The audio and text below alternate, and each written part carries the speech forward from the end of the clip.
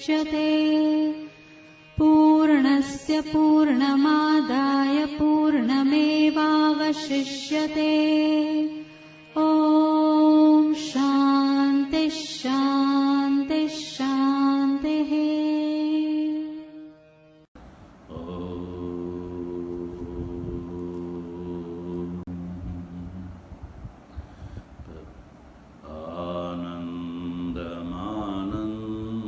आनन्दमानन्दकरं प्रसन्नं ज्ञानस्वरूपं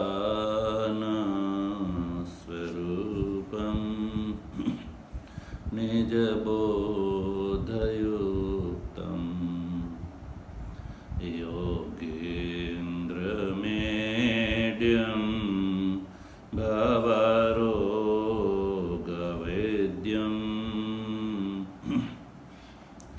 श्रीमद्गुरुं नित्यमहं नमामि। शङ्करं शङ्कराचार्यं केशवं बादरायणं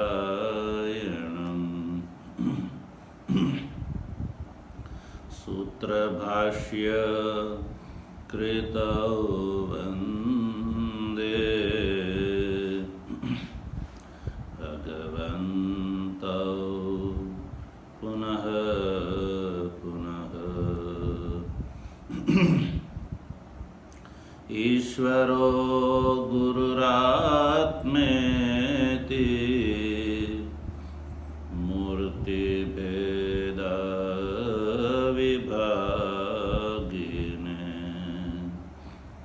व्योमवद् व्याप्तदेहाय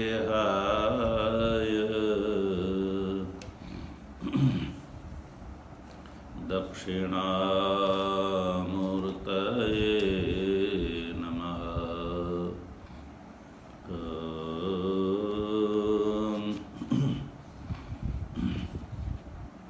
शान्तिः शान्तिः शान्तिः।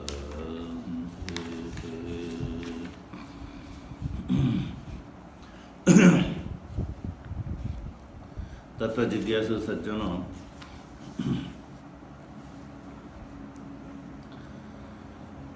भगवत कृपा से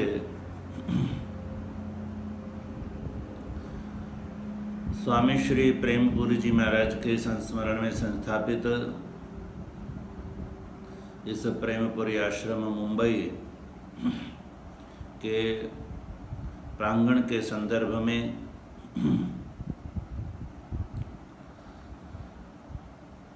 सायंकालीन गीता चिंतन माला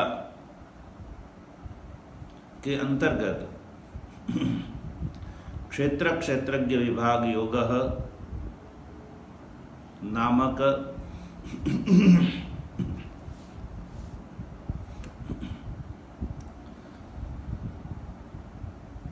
13वें अध्याय के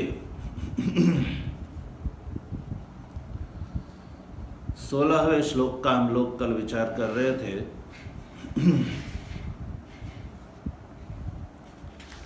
इस अध्याय में भगवान श्री कृष्ण क्षेत्र एवं क्षेत्रज्ञ का स्वरूप बता रहे।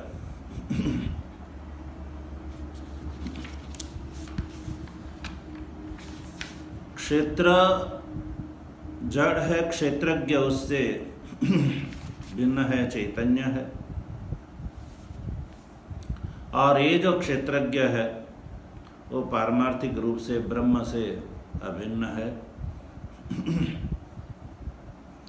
भगवान ये बताना चाहते हैं, इसलिए क्षेत्रज्ञ का ऐसा पारमार्थिक स्वरूप का बोध हो,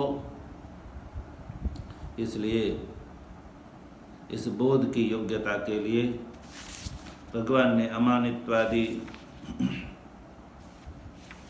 जो 20 साधन है वो बताए। और उसके बाद भगवान ने क्षेत्रज्ञ का पारमार्थिक स्वरूप बताना प्रारंभ किया है कि क्षेत्रज्ञम चापि माम विद्धि जो कहा, उससे क्षेत्रज्ञ का जो पारमार्थिक रूप है वो भगवान ने 12वें श्लोक के उत्तरार्ध से बताना प्रारंभ किया है। और भगवान ने अर्जुन के लिए कहा कि मैं तुमको जो ज्ञेय है वो बताऊंगा, और उसका फल बताया कि जिसको जान लेने पर तुम अमृतत्व को प्राप्त कर लोगे, यानी जन्म मृत्यु से तुम छूट जाओगे। उसके बाद अनादिमत इत्यादि से क्षेत्रज्ञ का पारमार्थिक स्वरूप बताते हुए हम लोग जो है 16वें श्लोक में विचार कर रहे थे। 16वें श्लोक में भगवान ने जो लोके सर्वम आवृत्य तिष्ठति ये जो कहा था 13वें श्लोक में, उन्हीं का विवरण जो है 16वें श्लोक में बताया जा रहा है। किस प्रकार से एक क्षेत्रज्ञ जो है वो सभी लोग को आवृत करके कैसे रहता है, क्योंकि प्रतिदेह आत्मभेदवादी यह मानते हैं कि ये जो क्षेत्रज्ञ आत्मा है प्रत्येक शरीर में भिन्न भिन्न है। तो भगवान ने उस मत का यहाँ पर खंडन किया है और कहा कि अविभक्तम च भूतेषु विभक्तम इव च स्थितम्।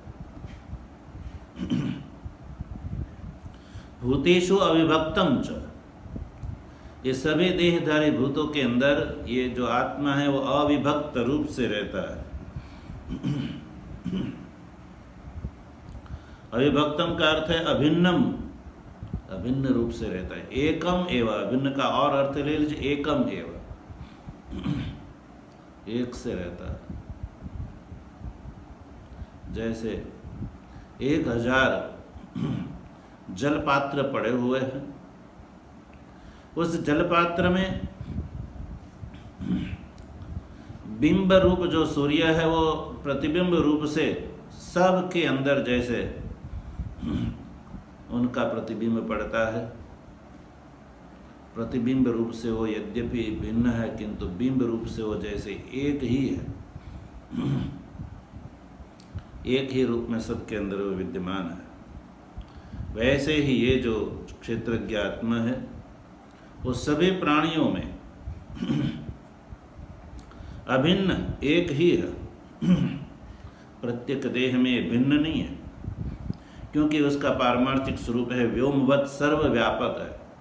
जैसे आकाश सर्वत्र व्यापक है, वैसे एक क्षेत्रज्ञ आत्मा भी जो है सर्वत्र व्यापक है। फिर भी देह के साथ तादात्म्य से प्रतिमान होने से प्रत्येक देह के साथ विभक्तम इव च स्थितम्, जो अविवेकी मनुष्य है उसको ये प्रत्येक देह में विभक्त दिखता है। भगवान ने यहाँ पर ईव शब्द का प्रयोग किया। ईव से अभिप्राय ये है कि ये विभक्त दिख रहा है, विभक्त जैसा दिख रहा है। जैसे विभक्त पदार्थ जैसे दिखते हैं अलग अलग, वैसे ये प्रत्येक देह में विभक्त के समान दिखता है किंतु विभक्त है नहीं। जैसे सिंह है वो मानवक के समान है कुछ गुण से, वैसे ये जो है क्षेत्रज्ञ आत्मा है वो प्रत्येक देह में विभक्त के समान दिखता है, विभक्त है नहीं।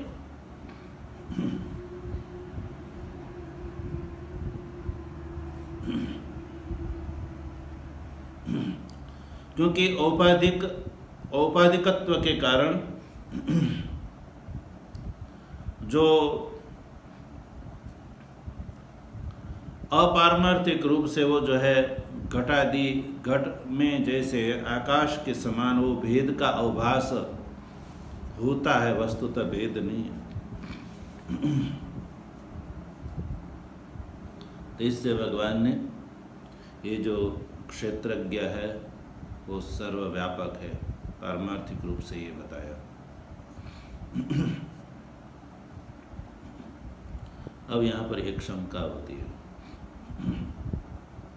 मान लिया कि ये जो क्षेत्रज्ञ है सर्वव्यापक है, एक है, ये मान लिया, किंतु जो ब्रह्म है वो तो समग्र जगत का कारण है, और समग्र जगत का कारण होने से क्षेत्रज्ञ से वो और ब्रह्म से एक क्षेत्रज्ञ भिन्न ही होगा। जगत का कारण ब्रह्म है, उससे एक क्षेत्रज्ञ जो है वह भिन्न ही होना चाहिए। क्षेत्रज्ञ और सर्वव्यापक एक होते हुए भी तो भगवान जो है इस बात को ध्यान में रखते हुए आगे एक और विशेषण बताया, भूत भर्तृ च, यानी ये जो क्षेत्रज्ञ है वो पारमार्थिक रूप से भूत भर्तृ च, भूत भर्तृ भी है या भूत भर्तृ है। भूत भर्तृ का अर्थ होता है कि भूतानि सर्वाणि स्थिति काले बिभर्ति इति,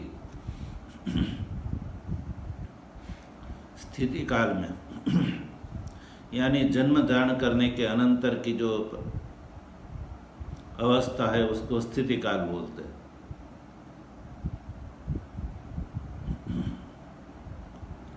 अब उस समय जो है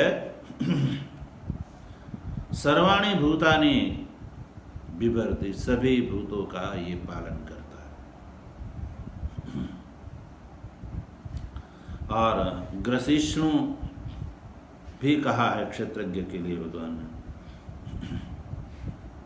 तो प्रलय काल में ग्रसिष्णु, प्रलय के समय ये समग्र जगत का ग्रास कर जाते हैं। ग्रसिष्णु का अर्थ है ग्रसनशील है, यानी सबको निगल जाता है, काल रूप से सबको निगल जाता है। और आगे प्रभविष्णु च भी कहा, तो उत्पत्ति काल में ये प्रभविष्णु यानी प्रभवनशील है, सबको उत्पन्न करता है, सबका प्रभव यही है।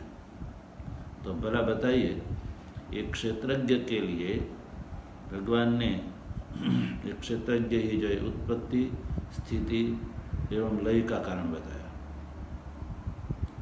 और उपनिषदों में ब्रह्म के लिए कहा है यतो इमानि भूतानि जायन्ते येन जातानि जीवन्ति यत् पर्यन्त विषम विशन्ति तद् ब्रह्म तद् विजिज्ञासस।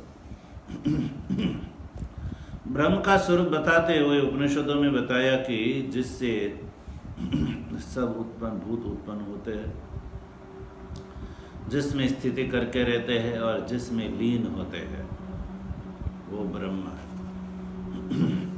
यहाँ पर भी भगवान ने यही कहा, भूत भर्तृ, यानी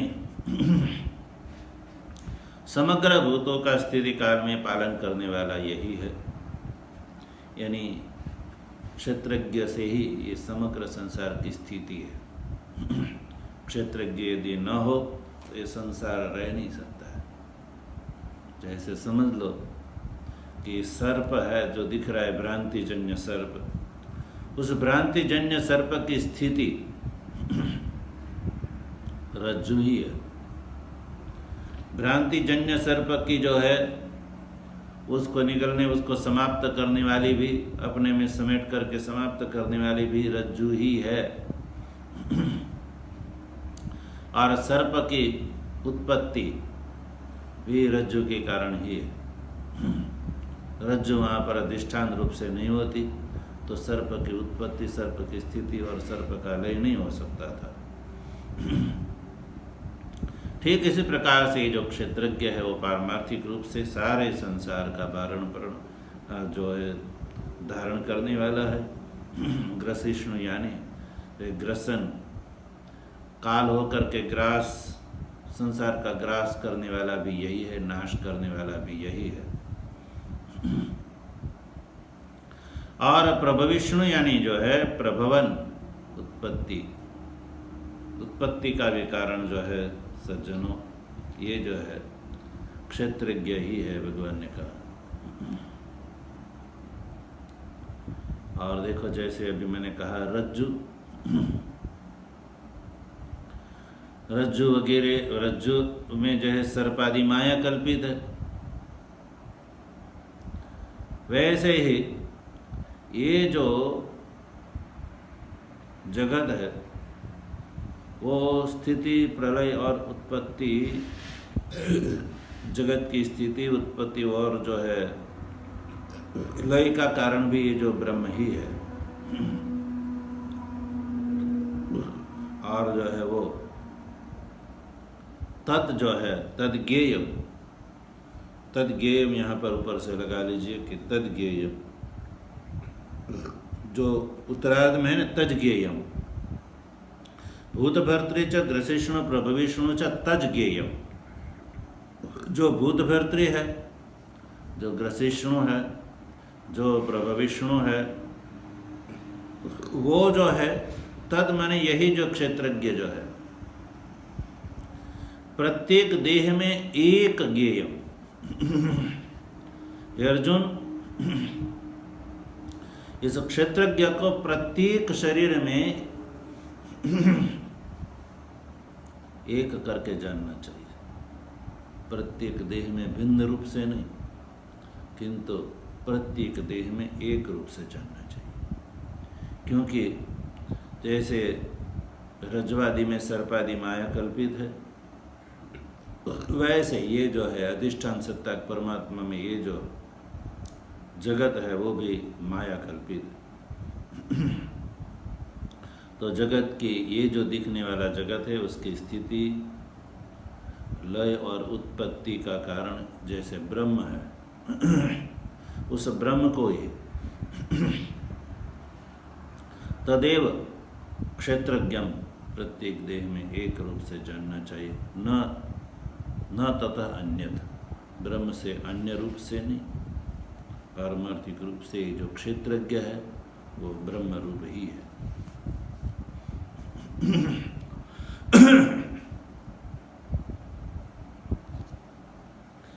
तो अभी ये जो है इस तरह से 16वें श्लोक में भगवान ने क्षेत्रज्ञ को ही जो है ब्रह्म रूप बताया। क्षेत्रज्ञ ब्रह्म से अतिरिक्त नहीं है, किंतु ब्रह्म ही है। अब जो है 17वें श्लोक में देखते हैं।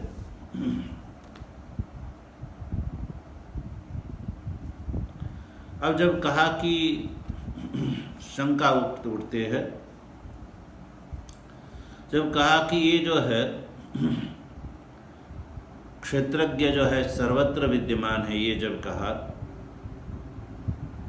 तो जो चीज सर्वत्र विद्यमान होती है वो सबको उपलब्ध होती है या उपलब्ध होनी चाहिए।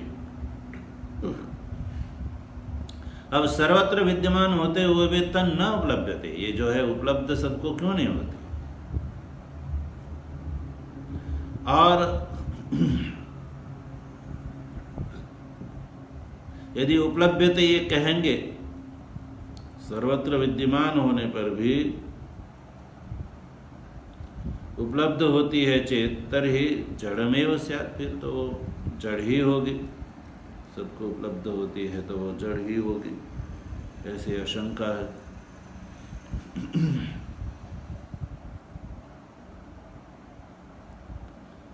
और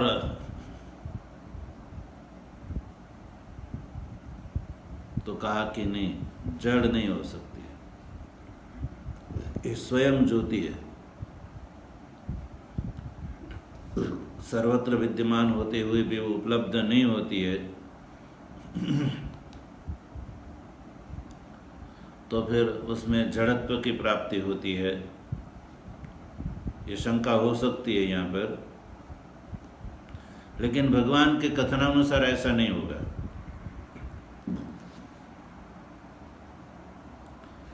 ये जो है ज्योति रूप है, भगवान आगे कहना चाहते हैं ये ज्योति रूप है।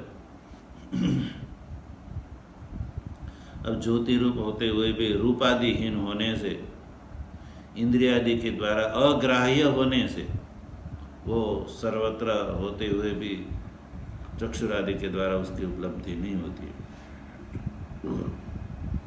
इसलिए स्वयं ज्योति है, किंतु रूपादिहीन होने से इंद्रियों के द्वारा उसका जो है दर्शन वगैरह नहीं होता।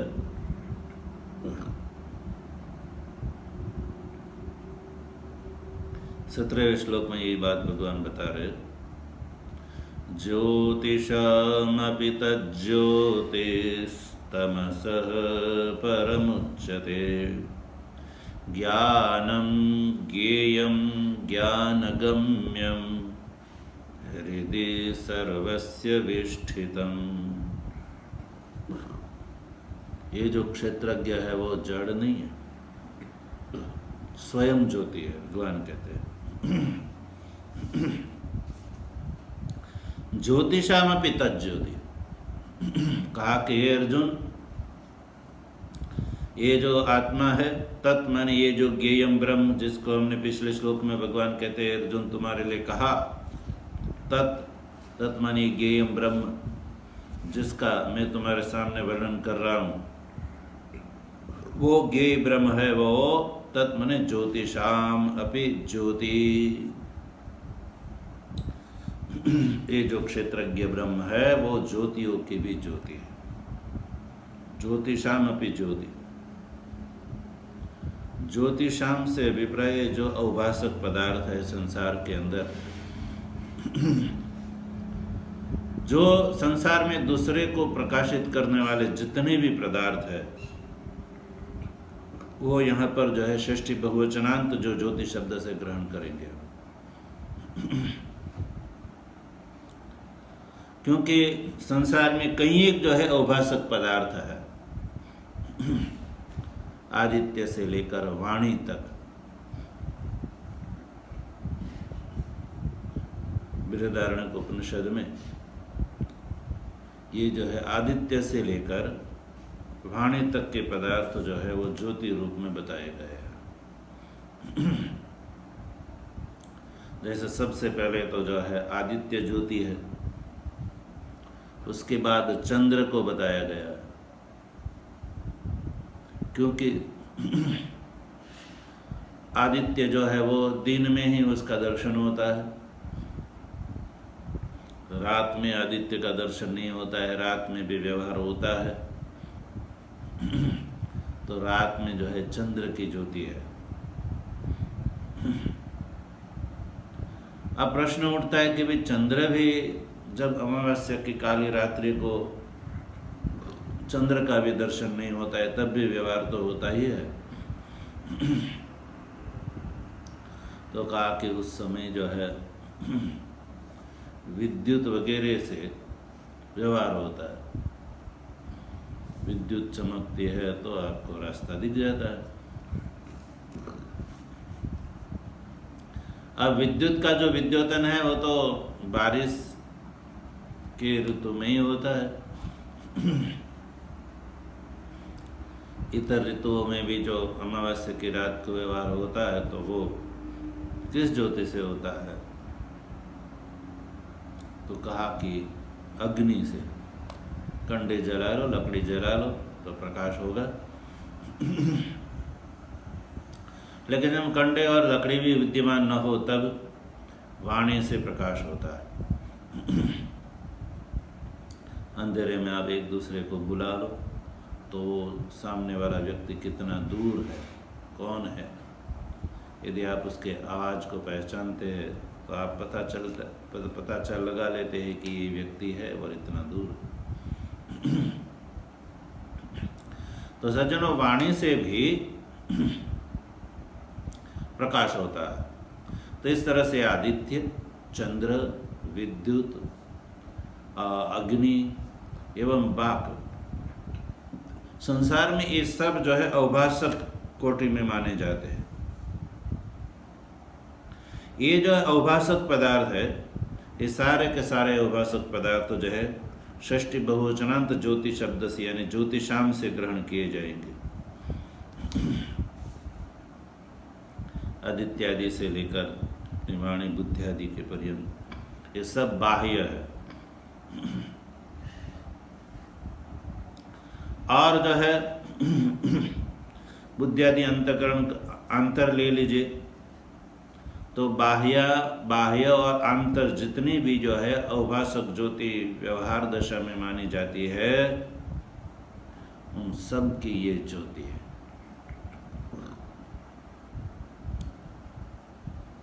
प्रथमा एक वचन जो ज्योति शब्द है वो उससे क्षेत्रज्ञ ग्रहण किया जाएगा।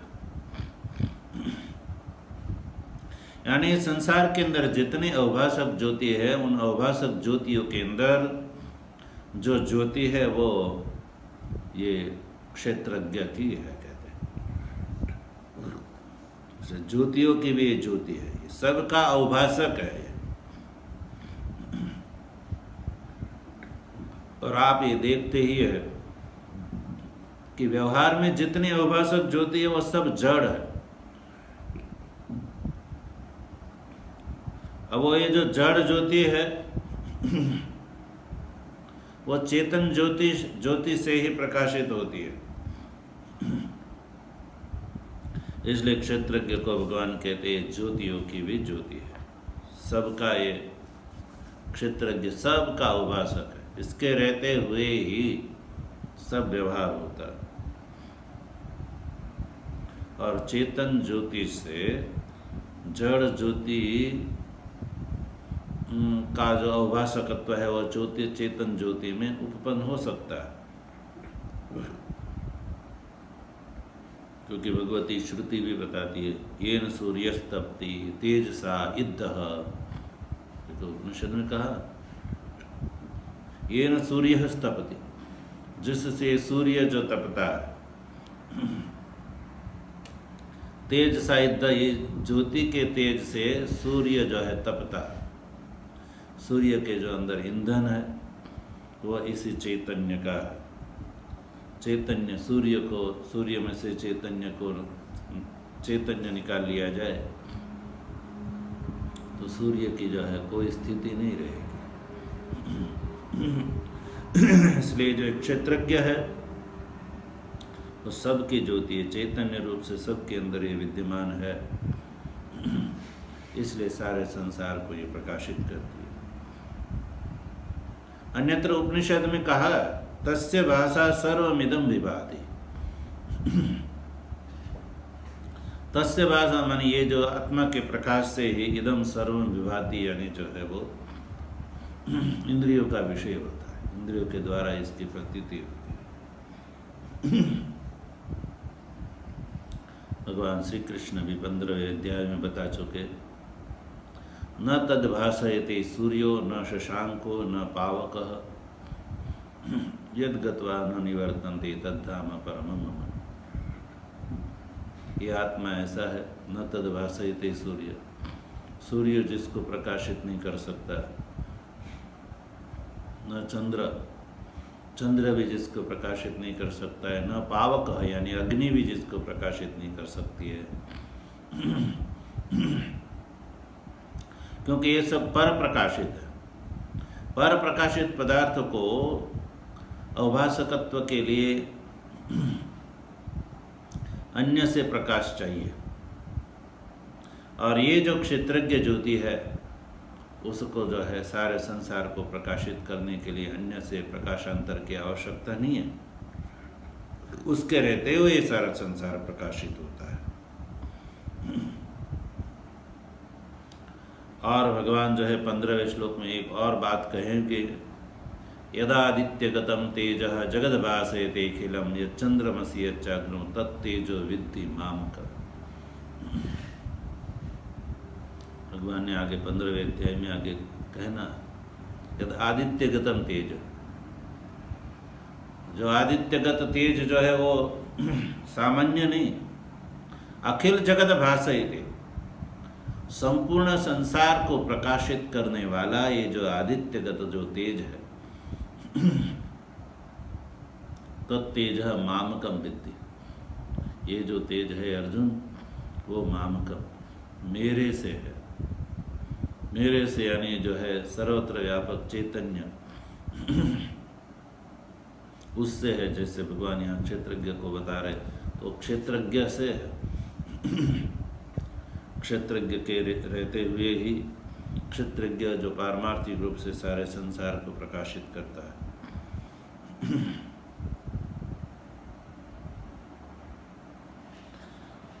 तो अब यहाँ पर जब भगवान ने कहा कि ज्योतिषामपि तज्ज्योति है, ये जो आत्मा है वो ज्योतियों का भी ज्योति है, ये कहा, तो यहाँ पर एक प्रश्न उठता है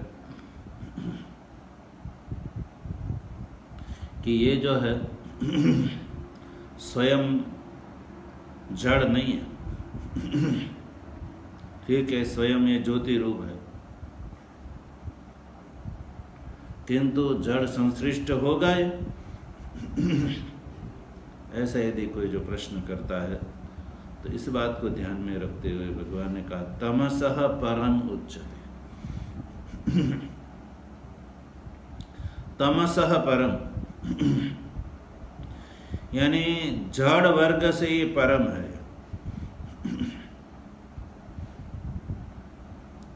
जड़ वर्ग से परम है।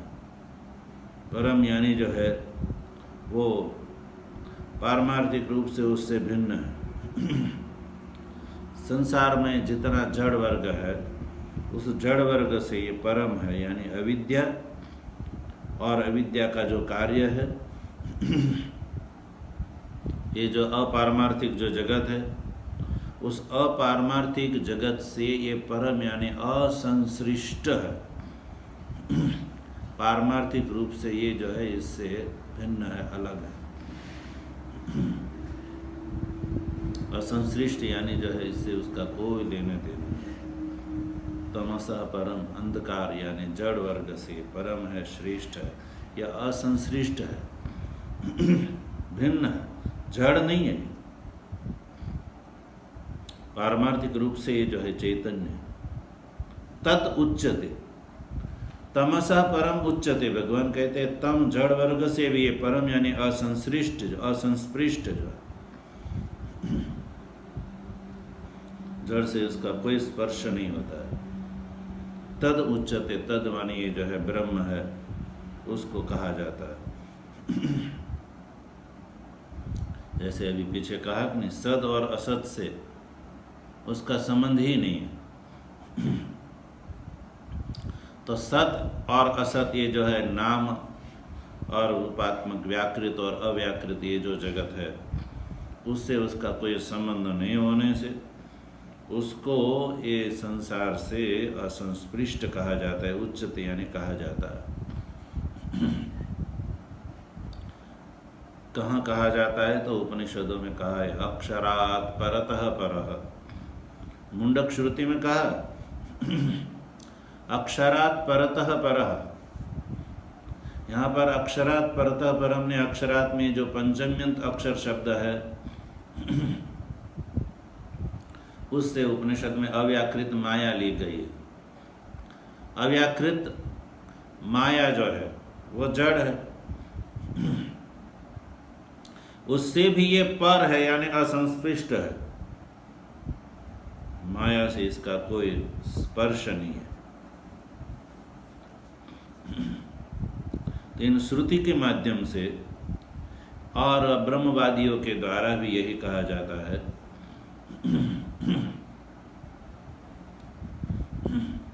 कहा भी जाता है निसंगस्य ससंगेन कूटस्थस्य विकारिणा आत्मनो नात्मना योगो वास्तवो नोपपद्यते। और भी देखो आदित्य वर्णम तमस परस्ताद इत्यादि जो है जो कहा गया है उपनिषदों में, श्रुति है आदित्य वर्णम यानी ये जो ब्रह्म है या ये जो चैतन्य उसका आदित्य वर्ण है। आदित्य वर्ण यानी प्रकाशमान है, प्रकाशक है, प्रकाश स्वरूप है। और तमसा परस्तात्, इसलिए वो तमसा परस्तात् यानी अंधकार से वो पर है। अब आप देखते हैं जहाँ प्रकाश होगा वहाँ अंधकार कैसे रह सकता है? प्रकाश होते ही अंधकार जो है भाग जाता है। अंधकार और प्रकाश एक साथ में नहीं रह सकते हैं। इसलिए भगवान ने कहा कि ये जो है तमसः परम उच्चते, इसको हे अर्जुन तमस यानी जड़ वर्ग से भी इसको जो है परम यानी असंश्रिष्ट बोला जाता है, कहा जाता है उपनिषदों में और महापुरुषों के द्वारा।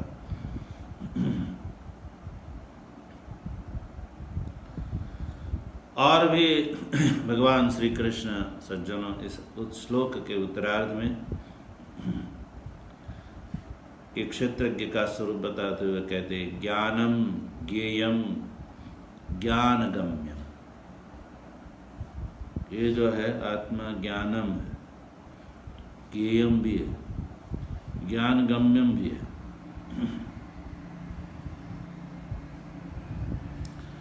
अब जिस कारण से ये स्वयं ज्योति है जैसे अभी कहा, और जिस कारण से जड़ से असंस्पृष्ट है अभी कहा, इसलिए ये ज्ञानम है। ज्ञानम ज्ञानम यानी संविद रूप है। ये क्षेत्र के ज्ञानम है यानी संविद रूप है,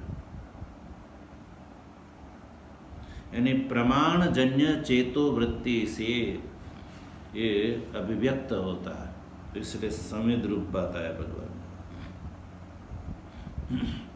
ज्ञानम कैसे है? इसलिए कि प्रमाण जन्य जो चित्त की वृत्ति है उससे ये अभिव्यक्त होता है, इसलिए भगवान ने उसको ज्ञानम कहा।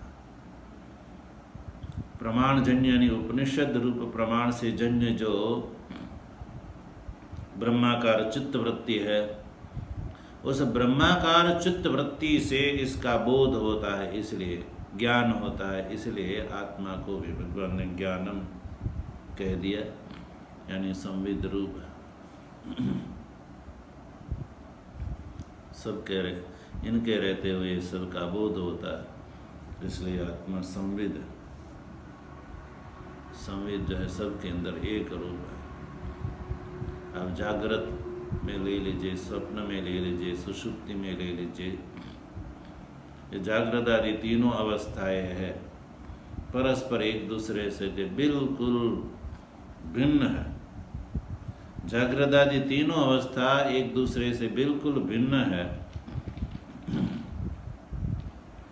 लेकिन ऐसा कौन सा तत्व है कि जिसके रहते हुए आप जो है जागृत को, स्वप्न और सुषुप्ति तीनों का जो है आप वर्णन करते हैं।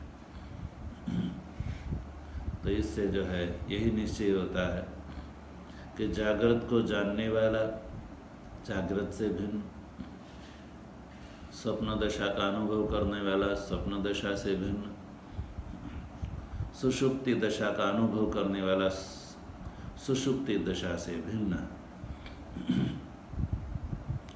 और जो भिन्न है वही जागृत, स्वप्न और सुषुप्ति तीनों का बोध करता है। तो तीन अवस्था भिन्न भिन्न है, किंतु बोध एक को ही होता है। जिसने जागृत देखी, जागृत का अनुभव किया, उन्होंने स्वप्न का अनुभव किया और उन्हीं ने सुषुप्ति का अनुभव किया।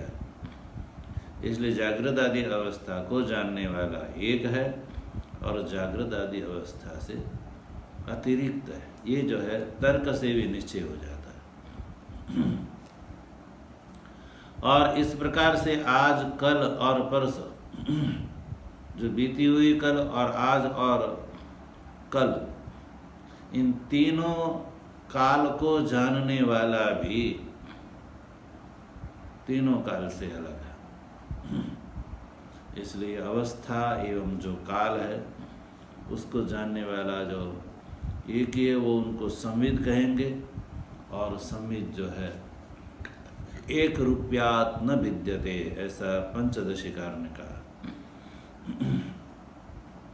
एक रूप होने से उसका भेद नहीं होता, किंतु अन्य जो है ज्ञेय पदार्थ का भेद होता है।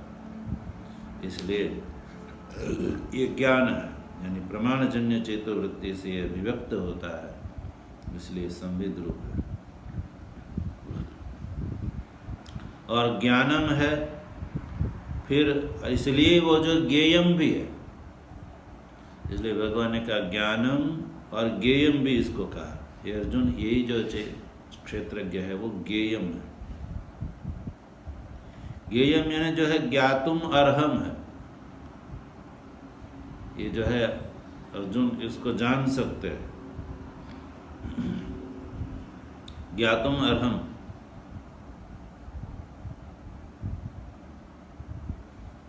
अब ये जो है जानने योग्य है, यानी और ये जो है जड़ पदार्थ है वो तो अज्ञात है।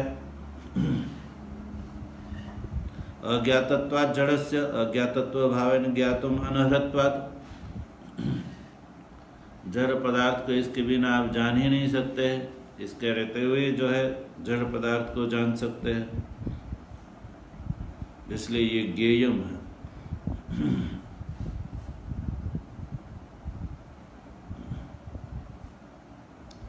अब जब कहा कि भगवान ने कि ये ज्ञेय भी है, यानी इसको आप जो है उसका बोध कर सकते हैं, ज्ञातुम अर्हम यानी जानने योग्य है, तो फिर प्रश्न उठता है कि सबको इसका ज्ञान क्यों नहीं होता?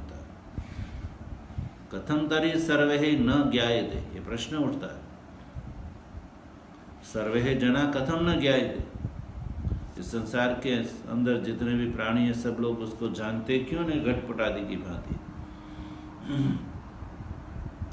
जैसे घटपट आदि पदार्थ को जो है वो सब जान लेते हैं, क्योंकि वो जानने योग्य है, ज्ञेय है। तो घटपट आदि की भांति ये ज्ञातुम योग्य है ब्रह्म क्षेत्रज्ञ, तो उसको ये जो है सबको इसका बोध क्यों नहीं होता है? भगवान इसके उत्तर में कहते हैं ये ज्ञान गम्यम है। ज्ञान गम्यम, ज्ञान गम्यम है, ज्ञान से ही ये गम्य है, इसलिए जो है सब लोग इसको नहीं जान सकते। ज्ञान के द्वारा गम्य यानी भगवान ने इससे पूर्व में जो है जो बताए गए साधन है, अमानित्वादि जो साधन है जिसका भगवान ने वर्णन किया, उसको 11वें श्लोक में जाकर के भगवान ने कहा कि एतज ज्ञानम इति प्रोक्तम। हे अर्जुन, इसको ज्ञान कहते हैं। अमानित्वादि को भगवान ने कहा कि ये ज्ञान है, और भगवान जो है वो अमानित्वादि को भगवान ने ज्ञान कहा है। इसी बात को ध्यान में रखते हुए भगवान ने यहाँ ज्ञान गम्य में जो ज्ञान, ज्ञानेन गम्यम, ज्ञान गम्य, ज्ञान के द्वारा ये गम्य है, तो ज्ञानेन जो तृतीयांत जो ज्ञान शब्द है उससे भगवान ने वो ज्ञान शब्दित जो अमानित्वादि साधन है न, वो साधन ग्रहण करना है। तो ज्ञान गम्यम का अर्थ होगा ज्ञान के जो साधन है उससे ये गम्य है, ऐसा अर्थ निकलेगा। ज्ञान के जो साधन बताए गए हैं वो साधन होने पर ही ये गम्य है, यानी उसका बोध हो सकता है।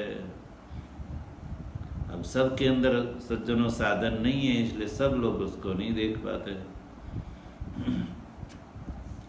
तो मनुष्य को, मुमुक्षु को चाहिए कि वो पहले ये ज्ञान के जो साधन है अमानित्वादि उसको संपादित करे, और तो उससे ही जो है गम्य है इसका बोध होगा। इसलिए ज्ञेय होते हुए भी वो सबके द्वारा जो है उसका बोध नहीं होता है, क्योंकि साधन के बिना जो है साध्य सिद्ध नहीं होता। तो अमानित्वादि से लेकर तत्वज्ञानार्थ दर्शनम, ये जितने भी भगवान ने जो है साधन बताए, ये जो साधन कलाप बताया, वो साधन कलाप के द्वारा भगवान ने यहाँ पर भी उस साधन के लिए ज्ञान शब्द का प्रयोग किया, क्योंकि ज्ञान के हेतु है, ज्ञान हेतु तया वो ज्ञान शब्दित, ज्ञान से शब्दित भगवान ने बताया, इसलिए ज्ञान के हेतु होने से वो ज्ञान है। तो यहाँ ज्ञान साधनेन गम्य ऐसा ले सकते हैं। ज्ञान शब्दित जो साधन है उसके द्वारा गम्यम यानी ये प्राप्य है, इसको आप प्राप्त कर सकते हैं। गम्यम का अर्थ ले लीजिए प्राप्यम, प्राप्त कर सकते हैं, न तो तद बिना, साधन बिना इसको प्राप्त नहीं कर सकते। इसलिए सर्वत्र उपनिषदों में भी ज्ञान के लिए जो आवश्यक साधन है उस साधन परम आवश्यक है, साधन के बिना जो है साध्य सिद्ध नहीं होता। इसलिए वेदांत में जहाँ अधिकारी का विचार किया गया है वहाँ सर्वत्र यही कहा गया है कि विवेक आदि चार साधन संपन्न जो है वो ही जो है तत्व ज्ञान को प्राप्त कर सकता है। इसलिए भगवान शंकराचार्य जी ने तो ये निश्चित ही कर दिया है ब्रह्मसूत्र भाष्य में, अथा तो ब्रह्म जिज्ञासा, ये जो सूत्रगत जो अथ शब्द है, अथ शब्द का जो है अर्थ बड़े ही शास्त्रार्थ करते हुए उन्होंने अनंतर्य किया है। और किसके अनंतर, तो वहाँ भगवान भाष्यकार ने लिखा है साधन चतुष्ट संपत्ति के अनंतर ब्रह्म जिज्ञासा कर्तव्य। साधन चतुष्ट संपत्ति जब तक नहीं होती है मुमुक्षु के अंदर, तब तक उसको ब्रह्म की जिज्ञासा ही नहीं होगी। अभी जैसे अभी एक प्रश्न उठा कि सबको उसका बोध क्यों नहीं होता, तो संसार के अंदर सर्वाधिक प्राणी जो है बहिर्मुख है। तो पहले तो मनुष्य को चाहिए कि वो जो है पहले अंतर्मुख हो। अंतर्मुख यानी अपनी ओर मुड़ करके देखे, आत्मा की ओर मुड़ करके देखे। और जैसे कठोपनिषद में कहा है तदनुसार ये जो मनुष्य प्राणी की जो सबसे बड़ी बाधा है कि इंद्रियों की बहिर्मुखता। परांच खानी व्यतृणत स्वयंभूस तस्मात् परांग पश्यति नान्तरात्मन कश्चित् धीरः प्रत्यगात्मानमेक्ष दावृत चक्षुरमृतत्वमिच्छन्। सज्जनों, खानी परांची व्यतृणत, ब्रह्मा जी ने जब खानी यानी इंद्रियों का निर्माण किया तब परांची व्यतृणत, परांची उसको जो है बाहर देखने वाली बना दिया। उसके जो है कान काट लिए गए, चक्षु काट ली गई, वो बाहर को ही देख सकती है। जैसे आप लोगों ने जो है घोड़ा गाड़ी को देखा होगा, गाड़ी में जुड़े हुए घोड़े को दो आँख की दोनों ओर जो है कुछ एक साधन विशेष बांध देते हैं ताकि घोड़ा जो है इधर उधर न देख सके, आगे ही देख सके। तो मानो वो जो घोड़े वाला है उस घोड़े की दृष्टि को जैसे वो सीमित कर देता है, वैसे ही ब्रह्मा जी ने जो है इंद्रियों को ऐसे बहिर्मुख बना दी, अपने अंदर को न देख सके झांक करके, किंतु स्व से भिन्न सारे संसार को वो इंद्रिया देख सकती है। यही उसका व्यतृणत यानी हिंसा कर देना है। अब इंद्रिया बहिर्मुखी है अब प्रायः जो है मनुष्य का अभ्यास जो है वो देखने सुनने का अभ्यास जो है वो इंद्रियों के माध्यम से ही है। इसलिए जो मनुष्य जैसे चक्षुरादि से घटपट आदि पदार्थ को देखता है, उसी अभ्यास और संस्कार से मनुष्य परमात्मा के लिए भी यही चाहता है कि जैसे घटपट आदि मेरे को दिखते हैं वैसे परमात्मा भी मेरे को दिखे, तब मैं मानूं। यही विडंबना। अभ्यास इंद्रियों से देखने का है, और इंद्रिय से पदार्थ दिखे तो वो पदार्थ है, और इंद्रियों से पदार्थ नहीं दिखता है तो वो पदार्थ नहीं है। ऐसा जो है पहले से ये मनुष्य ने मान रखा है। इसलिए चक्षु गोचर नहीं होता है, इंद्रिय गोचर नहीं होता है, तो उस पदार्थ का ये जो मनुष्य ये जीव है वो इनकार कर देता है, किंतु अपनी ओर ध्यान ही नहीं जाता, मान रखा है।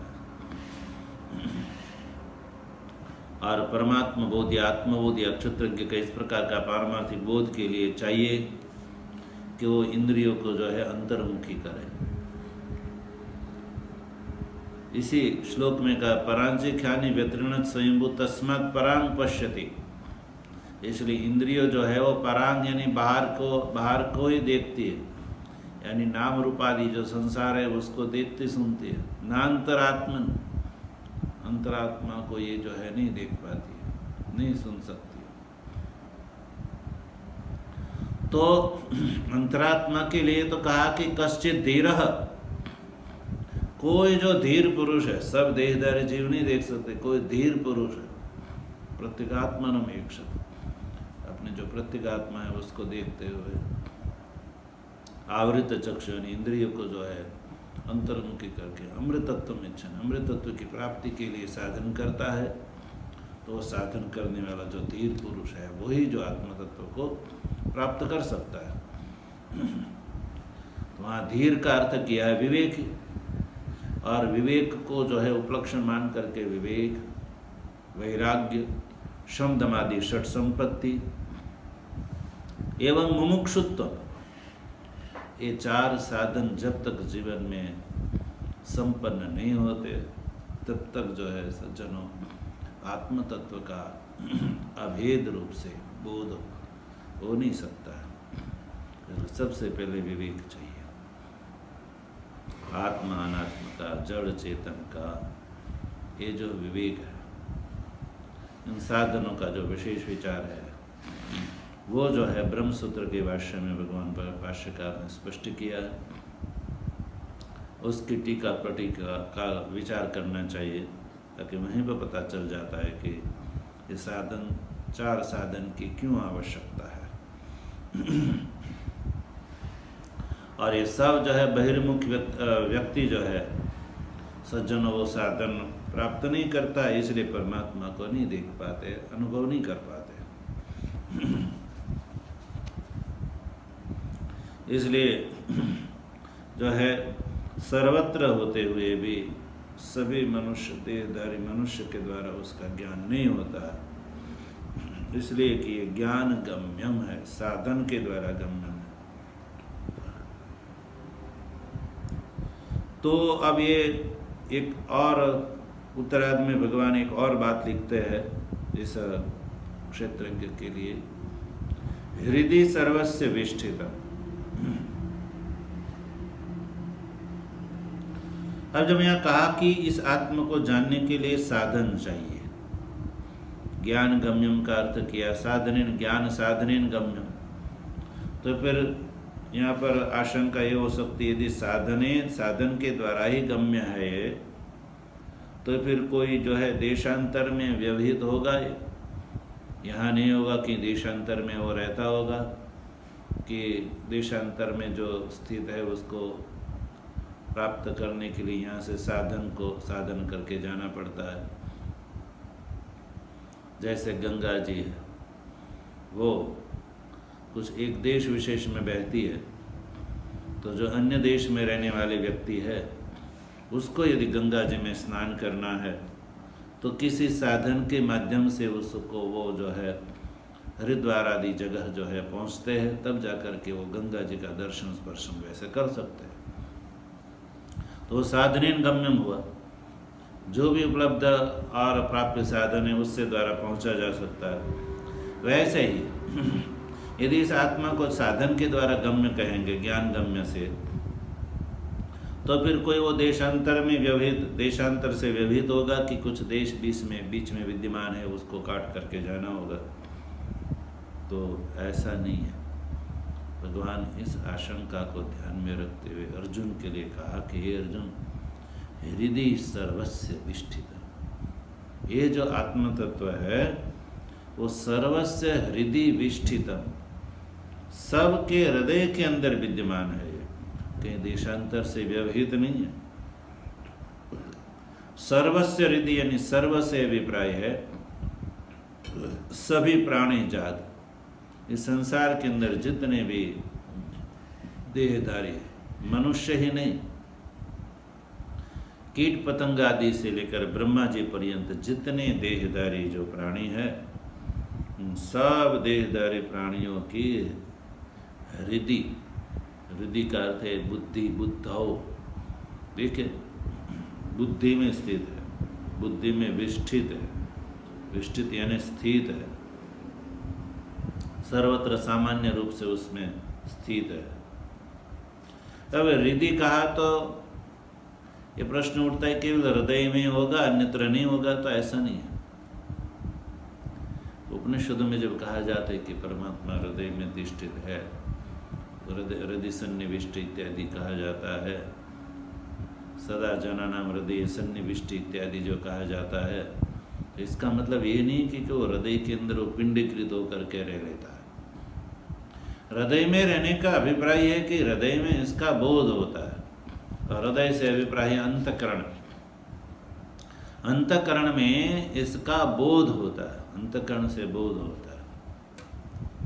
देखिए अंतःकरण की विशेषता है सज्जन, अंतःकरण जो है वो सत्व गुण से बना हुआ है, और उसमें बोध क्यों नहीं होता है तो सर्वत्र। तो देखिए सर्वत्र है, घटपट कण सब में विद्यमान है, किंतु इस संसार के अंदर आप देखते हैं पदार्थ तीन प्रकार के हैं, तमोगुण से निर्मित, रजोगुण से निर्मित एवं सत्वगुण से निर्मित। ये जो घटपट ईंट पत्थर वगैरह जो दृश्यमान पदार्थ है, जो तमोगुण से निर्मित है, इसलिए उसके अंदर क्रिया नहीं होती है, जड़ होते हैं, जहाँ फेंको वहाँ पड़े रहते हैं। कुछ पदार्थ ऐसे हैं जो क्रिया करते हैं, जैसे हमारी कर्मेंद्रिया है, प्राण है वगैरह, तो रजोगुण से निर्मित है। तो रजोगुण से निर्मित पदार्थ में परमात्मा का सद्रूप और चुद्रूप दोनों रूप रहता है। जड़ पदार्थ में परमात्मा का सद्रूप रहता है, परमात्मा सद्रूप से रहते हैं, और रजोगुण से निर्मित पदार्थ में परमात्मा का सद्रूप और चिद्रूप दोनों की प्रतीति होती है। और सत्वगुण से निर्मित जो हमारा अंतःकरण है, हृदय है, जो भी है, वो सत्वगुण से निर्मित बना है। इसलिए सत्वात् संजायते ज्ञानम, सत्वगुण में ज्ञान होता है, इसलिए अंतःकरण में उसका ज्ञान होता है। सद्रूप, चिद्रूप एवं आनंद रूप परमात्मा का ये जो पूर्ण रूप है, सच्चिदानंद रूप है, उस सच्चिदानंद रूप का अनुभव अंतःकरण में पूर्ण रूप से होता है। परमात्मा का सद्रूप भी, चिद्रूप भी और आनंद रूप भी होता है। इसलिए कहा जाता है कि ये अंतःकरण में विद्यमान है, इसलिए सबके हृदय में विद्यमान है ये। इसलिए भगवान ने कहा सभी प्राणी जात के हृदय। देखिए वेदांत में हृदय और बुद्धि को एक करके बताया जाता है। आज का जो है मेडिकल विज्ञान है वो हृदय का अलग मानते हैं, बुद्धि को अलग मानते हैं। ठीक है, स्थूल पदार्थ में उसका अलग स्थान, लेकिन जो है हृदय और बुद्धि का अर्थ एक ही है, अंतःकरण, और उसमें स्थित है, सर्वत्र सामान्य रूप से स्थित है, किंतु विशेष रूप से उसकी स्थिति जो है वो अभिव्यक्त उसी की होती है, जीव रूप से, अंतर्यामी रूप से उसकी स्थिति होती है। परमात्मा सर्वत्र सामान्य रूप से विद्यमान होते हुए भी विशेष रूप से अंतःकरण में उसकी स्थिति मानी गई है, क्योंकि अंतःकरण में वो अभिव्यक्त होता है, जीव रूप से, अंतर्यामी रूप से वो अभिव्यक्त होता है। जैसे सौर तेज है, वो आदर्श के अंदर जैसे प्रतीत होता है, जड़ दीवार में प्रतीत नहीं होता है, वैसे ही परमात्मा का जो स्वरूप है वो अभी कहा कि सत्वगुण से निर्मित अंतःकरण में जो है वो प्रतीत होता है, अन्यत्र नहीं होता है। तो इस प्रकार से भगवान ने यहाँ पर क्षेत्रज्ञ का जो पारमार्थिक स्वरूप बताया कि क्षेत्रज्ञ पारमार्थिक रूप से ऐसा है, बताया 17वें श्लोक तक। और भगवान जो है 18वें श्लोक में ये इसका उपसंहार करेंगे, भगवत कृपा से उसका विचार आगे किया जाएगा। ओम आनंदमानंदकरं प्रसन्नं ज्ञानस्वरूपं निजबोधयुक्तं योगीन्द्रमेत्यं भवरोगवेद्यं श्रीमद्गुरुं नित्यमहं नमामि। शङ्करं शङ्कराचार्यं केशवं बादरायणं सूत्रभाष्यकृतौ वन्दे भगवन्तौ पुनः पुनः। ईश्वरो गुरुरात्मेति मूर्तिभेदविभागिने व्योमवद्व्याप्तदेहाय दक्षिणामूर्तये नमः। ॐ शान्तिः शान्तिः शान्तिः।